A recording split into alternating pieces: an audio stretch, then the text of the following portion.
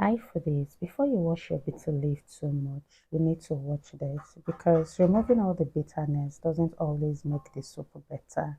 The goal isn't to remove every bit of the bitterness. The goal is to find the right balance. Let me show you exactly how I made mine. Before we proceed, if you're new here, you're welcome to MyKeecheen, and to my returning foodies, thank you so much for always coming back. I truly appreciate every single one of you. So these are all the ingredients I'll be using for today's bitter leaf soup. The full list will be in the description box.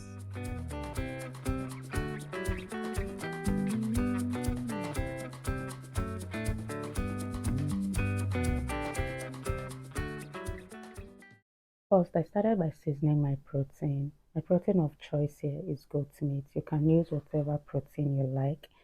I added my blended pepper, seasoning cubes, and a little salt. After which, I gave everything a good stir and I allowed it to cook in its own juice first. I love doing this because it helps the protein absorb all the seasoning before adding water. While that was cooking, I went ahead and I started boiling my cocoyam. Cocoyam is what gives bitter leaf soup that traditional thickness.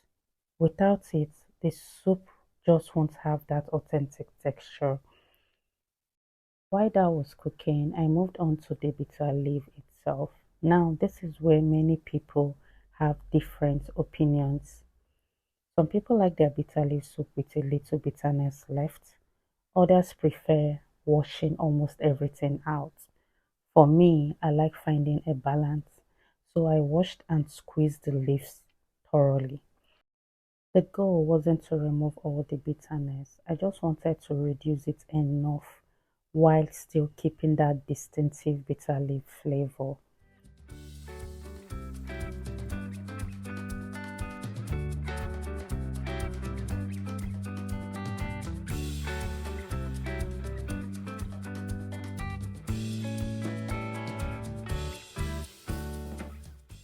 After washing it, I boiled it for a few minutes.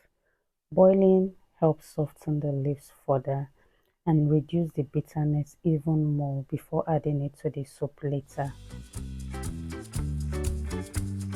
Now let's check on our protein. At this point, they had already produced a beautiful stock.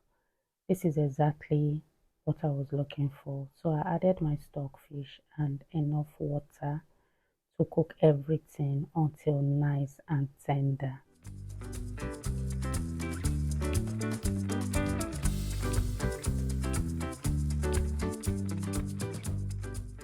While that continued cooking, I checked on the cocoyam.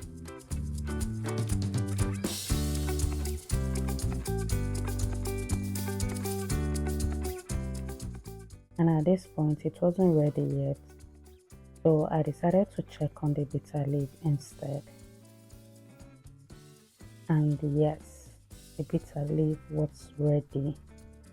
The leaves had softened nicely and most of the bitterness had been removed. So this is exactly the stage I wanted before adding it to the soup later. So I just poured it out into the sieve and I set it aside. About 20 minutes later, I checked on the cocoyam again.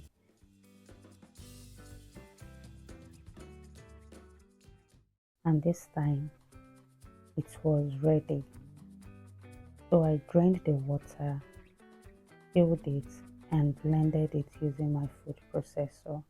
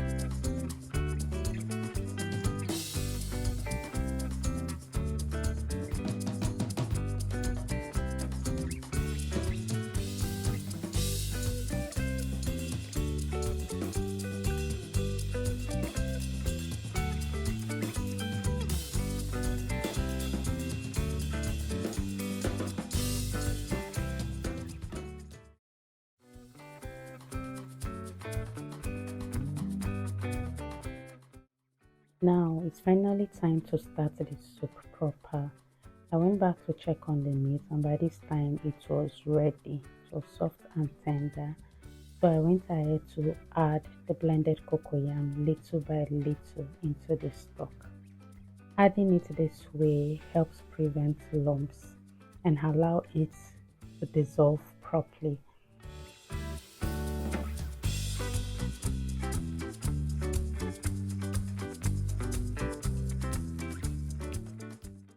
You can already see the soup starting to thicken, so I allowed it to boil for a few minutes so the cocoyam could completely dissolve into the stock. If you've been enjoying this recipe so far, don't forget to subscribe to my kitchen for more simple Nigerian meals.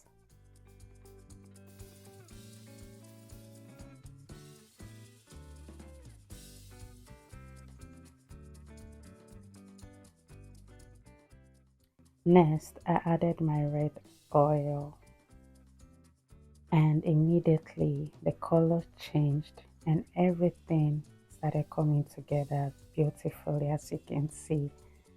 Then in goes my deboned dry fish. I prefer removing the bones beforehand because it makes the soup much easier and more enjoyable to eat. Next, I added my seasoning cubes, crayfish, after which I added a little salt, and I gave everything a good stir and allowed it to cook for a few minutes. This gives all the ingredients enough time to blend together and develop a deeper flavor.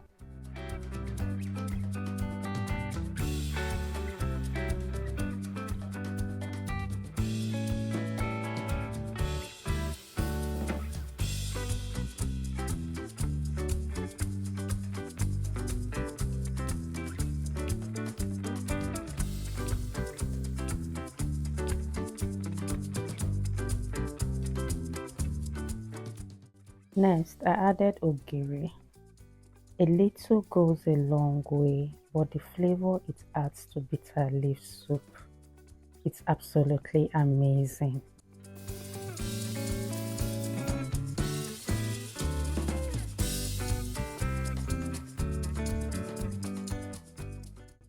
After allowing that to cook for about 5 minutes, it was finally time for the star ingredient. Yes, our Onugbu leaf or the bitter leaf itself. So in goes our bitter leaf. I stirred everything together properly and allowed it to cook for about 2 more minutes.